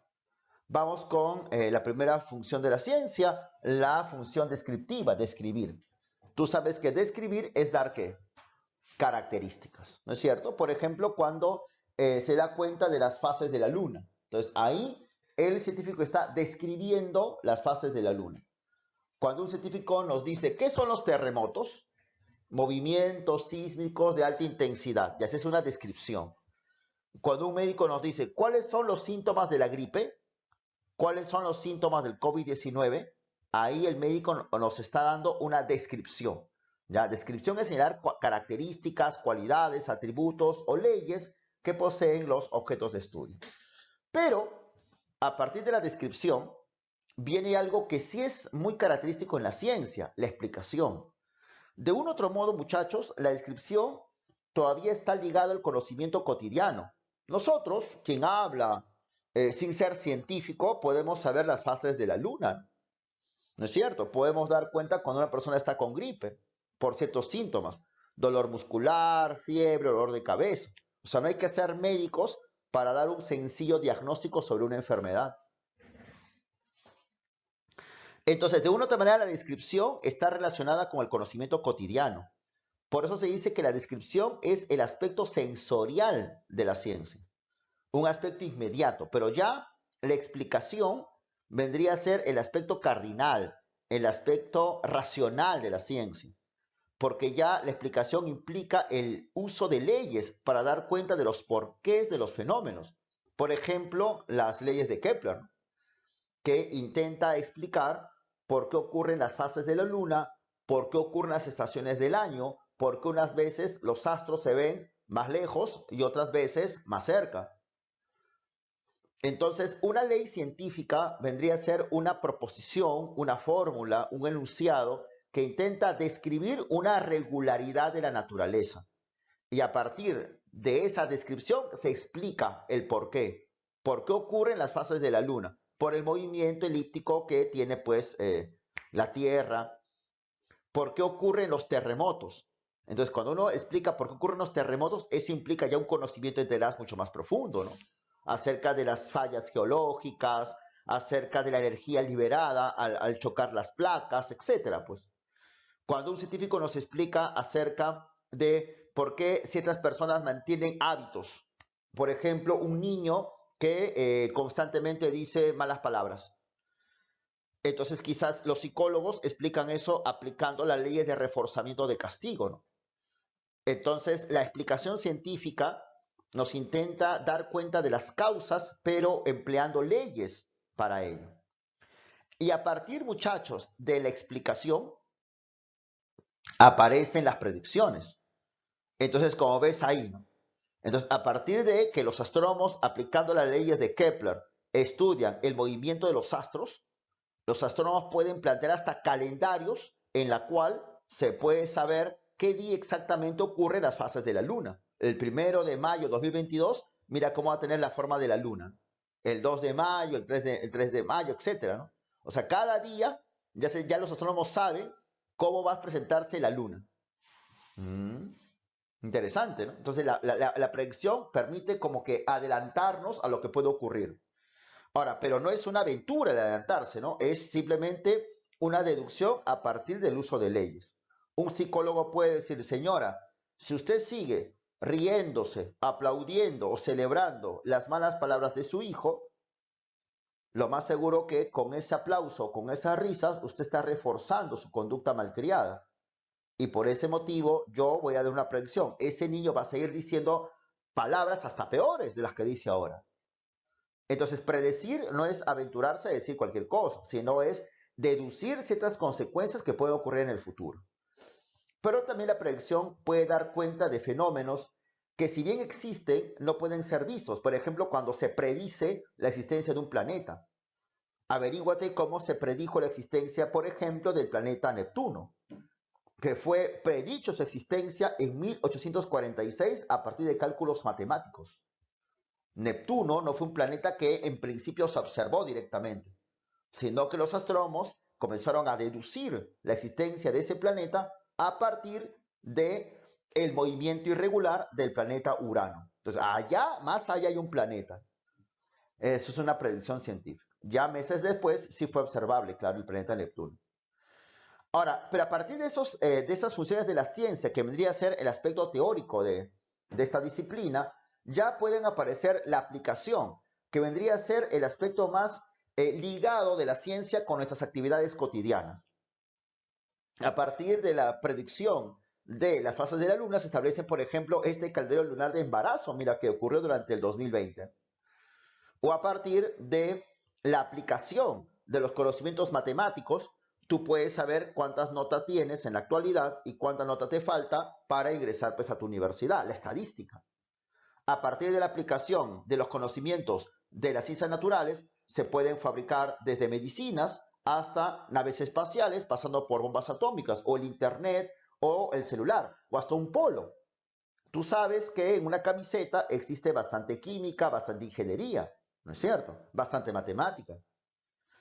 Entonces, la aplicación científica vendría a ser cuando los científicos comienzan a dar solución a los problemas cotidianos mediante el uso del saber científico. Por esa razón, la aplicación científica es la que genera tecnología, que son actividades donde la ciencia se aplica. Creo que muchos de ustedes que van a ser ingenieros, pues saben que la ingeniería precisamente es una ciencia aplicada. Ni hablar la medicina. La medicina también es una ciencia aplicada. Entonces ya tenemos ahí, chicos, las 4 funciones de la ciencia. No te olvides, ¿no? Describir, explicar, predecir y aplicar. Ahora vamos a ver las fases del método científico. En realidad, cada disciplina científica presenta su peculiar forma de investigar. Lo que vamos a ofrecer es, de forma general, una suerte de acuerdo o de convención de cómo los científicos trabajan, sobre todo en las llamadas ciencias fácticas, ¿ya? Ahora, el método científico parte de un marco teórico. La ciencia nunca parte de cero, nunca parte de nada, parte de ciertos conocimientos previos. Desde hace mucho tiempo atrás, la ciencia ha ido investigando acerca de los dinosaurios, en qué época vivieron, alguna clasificación de las especies de dinosaurios que existieron. Entonces, hay un marco teórico acerca de la problemática de las especies llamadas por los dinosaurios.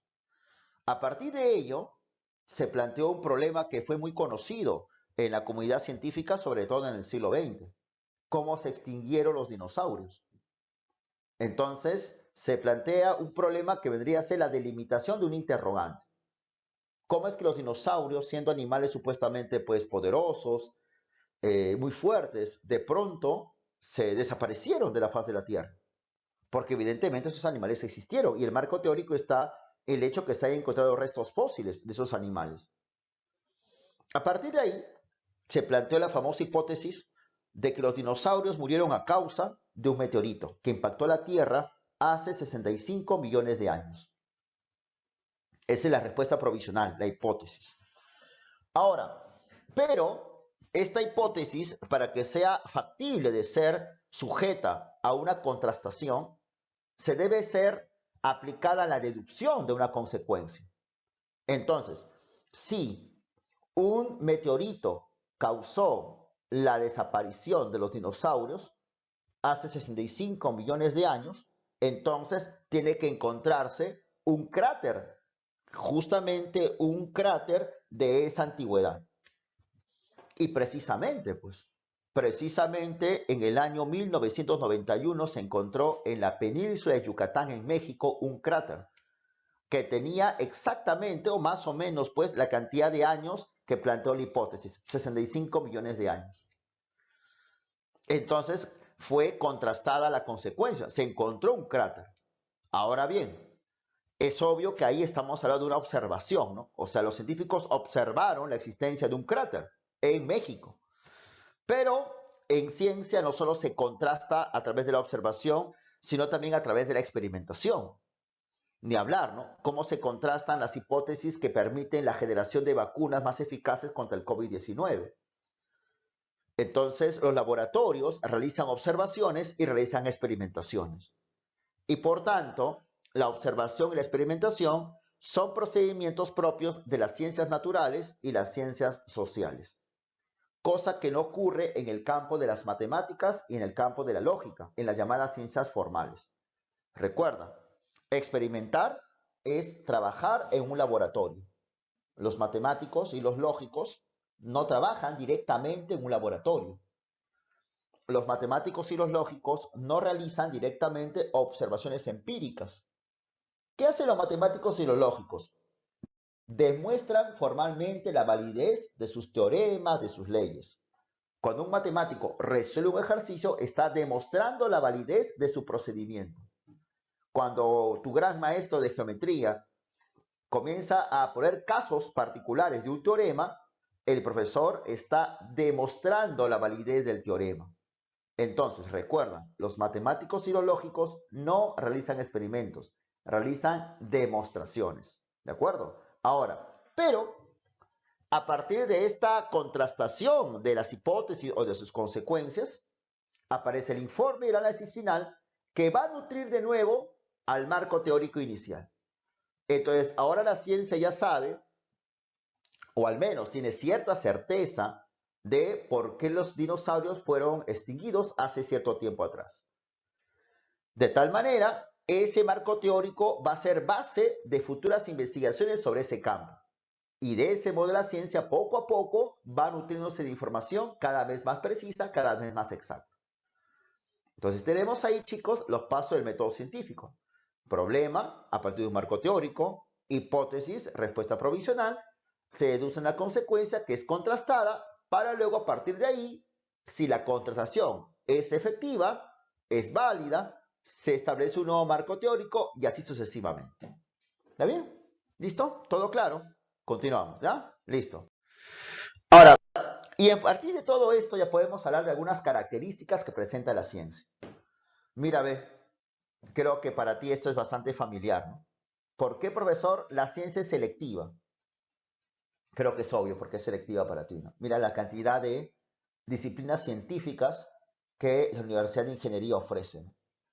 Entonces, y no solo eso, de seguro con el paso de los años, con el paso del tiempo, van a aparecer más ingenierías. Yo no creo que estas han sido todas las que la Universidad de Ingeniería ha ofrecido desde su primer año, que donde empezó la universidad hace tiempo, sino que en la medida que han avanzado los años, han aparecido nuevas carreras. Igual, ¿no? Esto va a seguir avanzando, lo que significa entonces que los ingenieros, poco a poco, en la medida que avance la investigación, se van especializando más. Entonces, ¿por qué se dice que la ciencia es selectiva? La ciencia es selectiva porque la ciencia es un saber especializado, porque las ciencias siempre están continuamente estudiando aspectos más definidos, más precisos, más pequeñitos acerca de la realidad. Muy diferente de la filosofía, ¿no? Que como tú sabes, nos ofrece una visión general del mundo.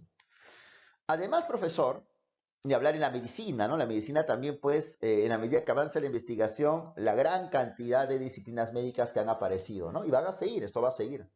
Y de hecho, de demás ramas de la ciencia también va a ser así. Ahora, sabes que nadie puede hacer ciencia como le venga la gana, pues, ¿no? Sino que uno hace ciencia a partir de pasos, procedimientos rigurosos. Por ese motivo se dice que la ciencia es metódica.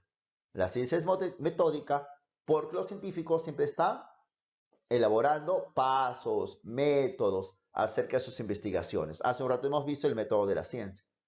Y precisamente porque la ciencia es metódica, chicos, la ciencia es un saber ordenado, sistemático. Cada ley es un enunciado particular sobre una regularidad de la naturaleza, y lo sabes. Tus libros están llenos de leyes, D igual B por T, ¿no es cierto? Esa es una ley científica. Pero cada ley es un conjunto, forma una teoría científica. Entonces, ¿qué es una teoría científica, profesor? Es la unión de leyes. Por ejemplo, la unión de esas tres leyes conforma la teoría de la mecánica clásica. Entonces, la ciencia es sistemática porque la ciencia se presenta como un saber organizado. Pero, al fin y al cabo, nada es perfecto en la vida, profesor. La ciencia es un producto histórico-social hecho evidentemente por humanos. Y los humanos nos podemos equivocar, obvio, ¿no? Entonces la ciencia es un saber falible, tiende a equivocarse. Mira ese mapa del cielo de la época de Ptolomeo, en la Edad Media, pues, ¿no? Entonces Claudio Ptolomeo, siguiendo a Aristóteles, había supuesto que el centro del universo es la Tierra. Entonces ese es el mapa del universo. Si lo ves bien, ahí está el Sol, ahí están los demás planetitas, e inclusive están las estrellas rodeando la Tierra. Claro, y eso era un conocimiento científico. Tenía ese estatus de ciencia. Era un conocimiento que se basaba en matemática, permitía la predicción de eclipses, la predicción de algún fenómeno geográfico, etc. O sea, tenía validez científica. Pero, obviamente, estaba erróneo, ¿no? Y por ese motivo la ciencia, muchachos, es un saber perfectible. Compara el diseño de Ptolomeo, el que está a la izquierda, con el diseño de Copérnico, que es el que está a la derecha, ¿no? Tú ves que ya Copérnico pone al Sol en medio y la Tierra alrededor del Sol.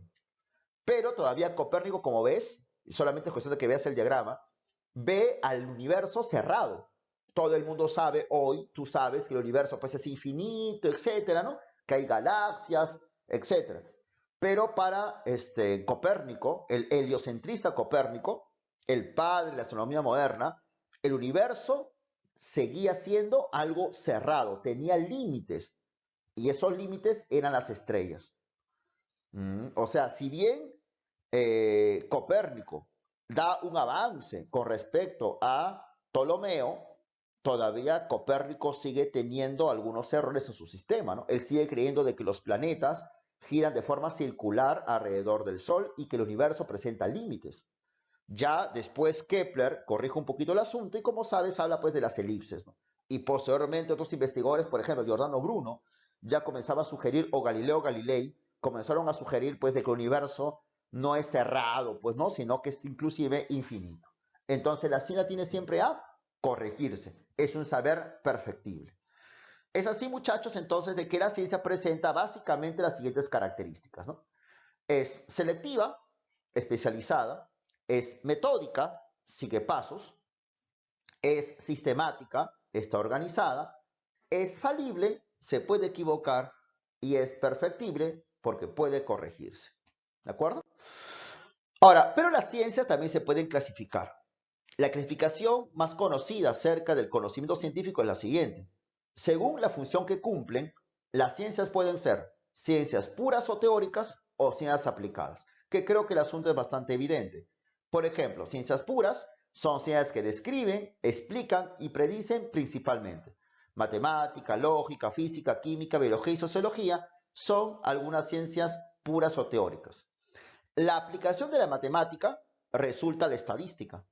La aplicación de la lógica es la informática, ¿no? Gracias a que se aplica la lógica existe pues todos los diseños de computación, el lenguaje del internet, la física, la aplicación, ingeniería física, ni hablar de la química, ¿no? Ingeniería química, la aplicación de la biología, medicina, la aplicación de la sociología, trabajo social. Entonces tenemos acá esta clasificación en ciencias puras o teóricas y ciencias aplicadas. Evidentemente, aquellas ciencias que tienen más vinculación con nuestra vida diaria, sabes que son las ciencias aplicadas. Ahora, pero para que existan ciencias aplicadas es obviamente importante que tiene que basarse en una teoría, ¿no? Ahora, pero también las ciencias pueden clasificarse, chicos, según el objeto de estudio. Algunas estudian entidades ideales, otras estudian hechos. Cuando las ciencias estudian entidades ideales, y recuerda que idea es igual que forma, acuérdate del mundo de las formas de Platón, evidentemente estamos ante ciencias formales o también llamadas abstractas.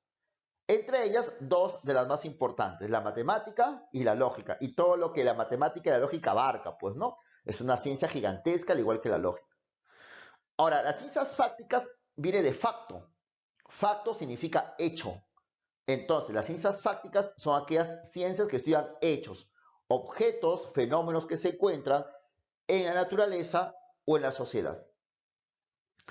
Las ciencias fácticas se basan en la observación, se basan en la experimentación.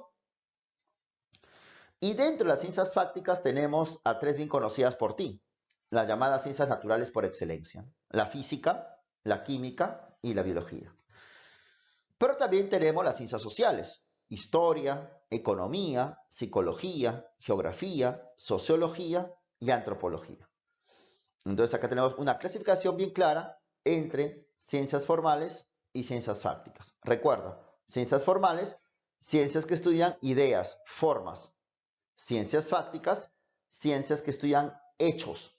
Hechos naturales, ciencias naturales. Hechos sociales, ciencias sociales. ¿Listo? Hemos hecho un resumen entonces acerca de lo que es la ciencia, sus características, sus funciones. ¿Qué entiendes tú?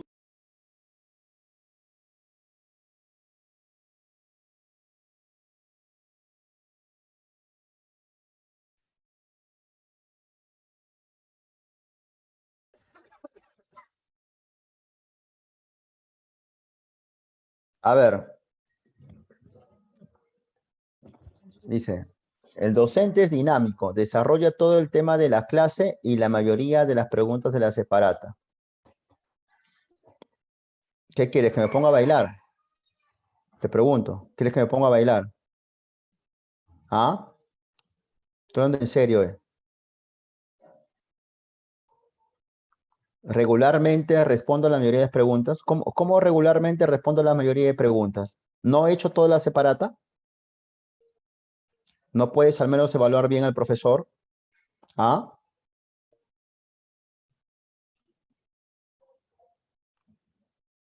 Entonces, ¿por qué pones regularmente? ¿No tienes criterio?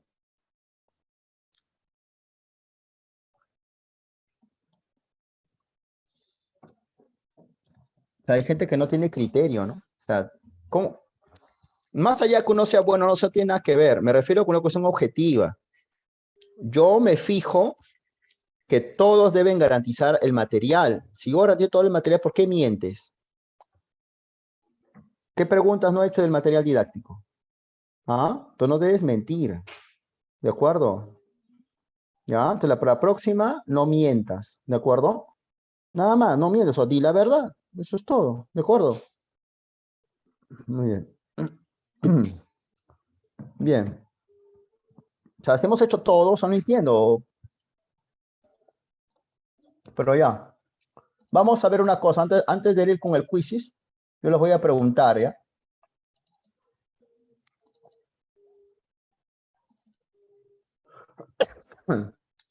Vamos a ver esto, ¿eh? Te voy a preguntar.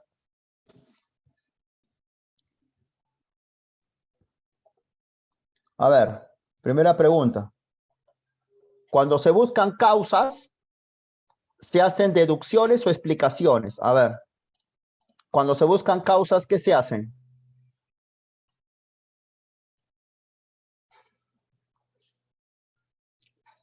Explicaciones. Dice que no se entendió. ¿Qué cosa no se entendió? Explicaciones. Dar causas es explicar. Si yo digo, si una institución como el Círculo de Viena o cualquier institución sostiene que una oración es científica si se puede verificar por medio de la experiencia. Conocer al de la experiencia, ¿qué está hablando? ¿De ser empirista o racionalista? A ver. Empirista. Empirismo, la experiencia. La física, ¿qué ciencia es? ¿Ciencia formal o ciencia fáctica? La física, ¿qué ciencia es? Ciencia fáctica. Ciencia fáctica, de facto, que significa hechos.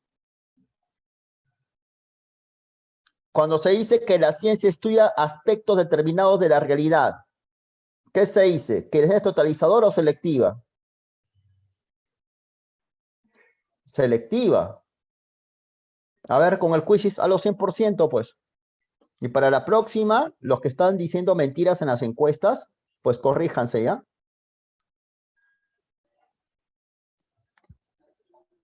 Y he sido bien claro sobre las preguntas. Yo hago todo el material completo. Bien.